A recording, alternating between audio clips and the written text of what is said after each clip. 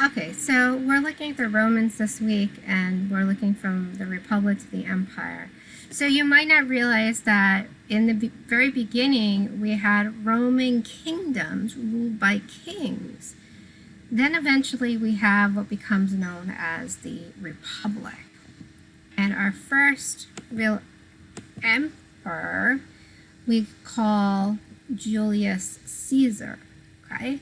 And Julius Caesar came to power, and he really unified all these various regions of Rome together. And he formed what became known as the Republic. And so here is a coin that he had made with his likeness on it in 44 BCE. Now, after this, throughout history, we've had coins with images of leaders on them, but he, we think, is the first to do this. Certainly, it is the oldest known person to have done this. And so it serves a couple of purposes. If you have a coin, of course, this is way before photographs or TV or anything like that, and you get a coin of the image of Julius Caesar, who is your leader, but maybe you've never seen Julius Caesar, or you never will see Julius Caesar in your lifetime. You still have an image of what he looks like. This could serve the purpose of showing how powerful he is, that you should be afraid of him and his power, or it could be that as a citizen, it gives you some kind of comfort that you have such a powerful ruler. He's going to take care of you. So we have, I'm going to skip this one. We have the Romans copying a lot of Greek art, and in particular, the end of the Greek art, the Hellenistic period. And if you remember back to last week, the Hellenistic period is like when we have the image of the old woman in the market. So it's very realistic. So here we have this man, and he's depicted the way he was prior to his death, and he holds two portraits or two busts of relatives, and then this whole thing becomes a grave marker. This is the end of the 1st century BCE, or the beginning of the 1st century CE, or AD. And so this is, we can say, this is what he looked like, this is what his ancestors looked like. Here we have a Roman temple, yet a little bit more of a variation between the Greek and the Etruscans. It's like they take a little of each. So you have the Etruscan part where you have the temple in the back, but you have the Greek part where you have these columns going all the way around. But in the back, they touch the wall. So they become known as engaged columns. So we have the columns that are actually touching and part of the wall. The Romans become really well known for a few things. One is they invent concrete. So by mixing volcanic rock, pumice, and lime and sand together and pouring water with it, they have a chemical reaction that when the mixture hardens or dries, it hardens, and they're able to use it as a building material.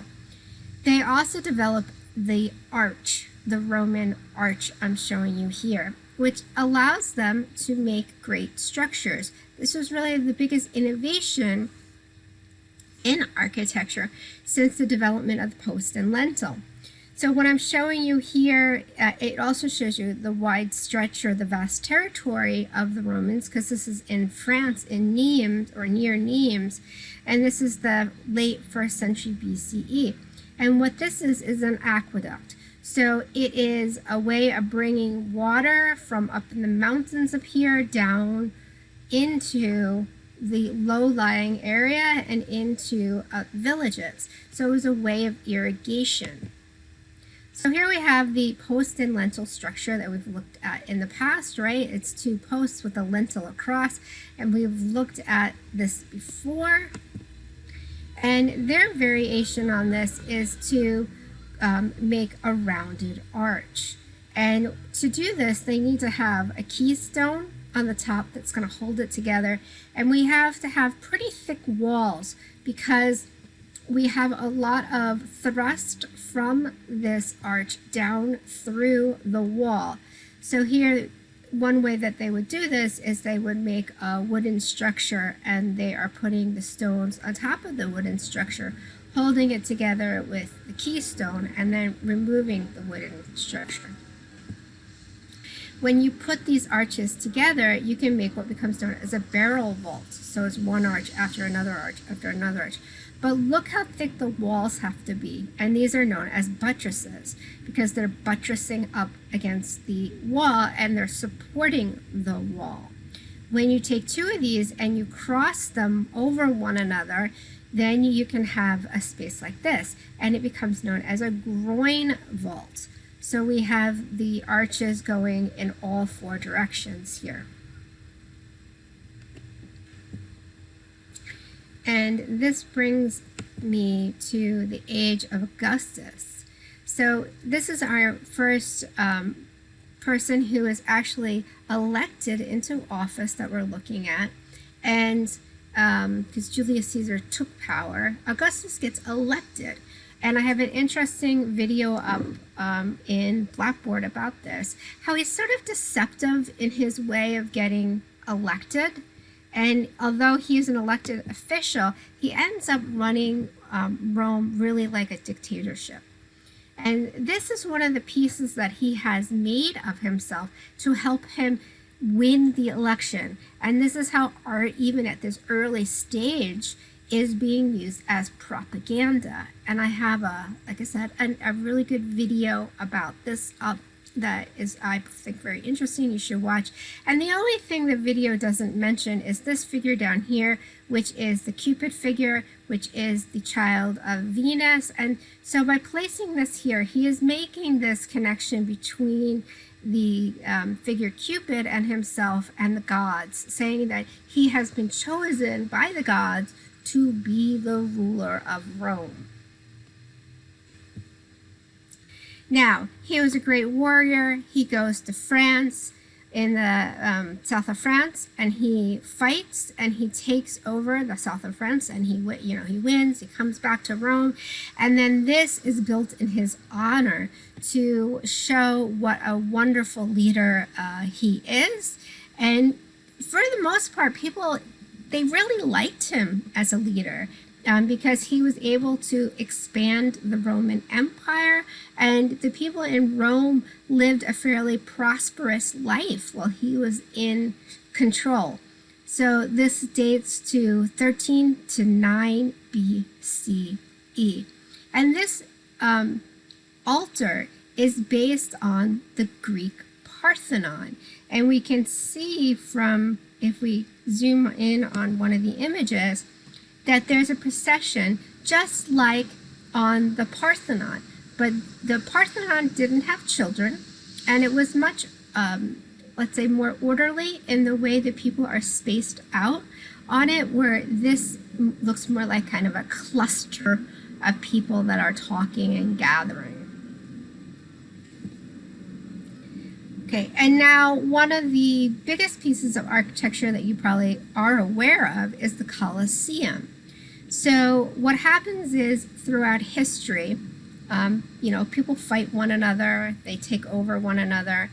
So at this time period, we have Titus, who goes into Jerusalem and sacks Jerusalem, and he destroys the first temple of Solomon. And he destroys the second temple of Solomon. The first temple was destroyed by Nebuchadnezzar.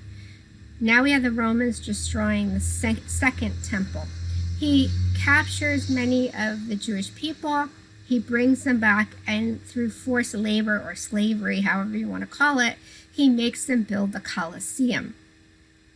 We have on the bottom of the Colosseum more expensive stone, and then the material gets cheaper, and later just concrete up on the top. It was an amazing undertaking to create this structure.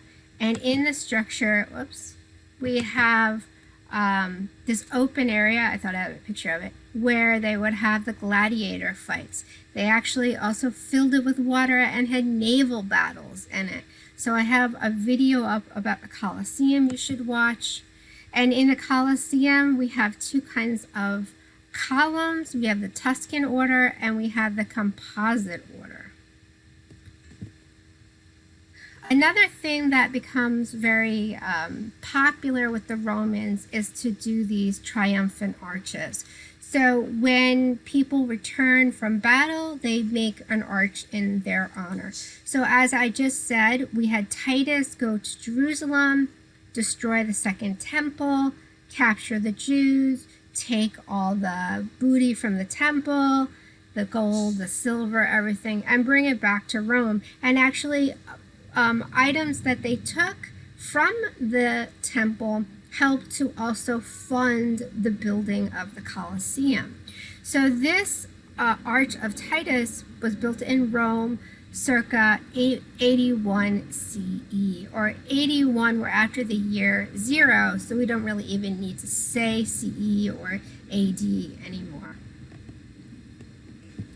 So here we zoom in on this and we see them, the soldiers, coming back from the temple with the relics that they had taken from the temple in Jerusalem. So we have the menorah here, which probably was made out of gold, and it would have been brought back and melted down. And we have other, you know, the Torahs and stuff.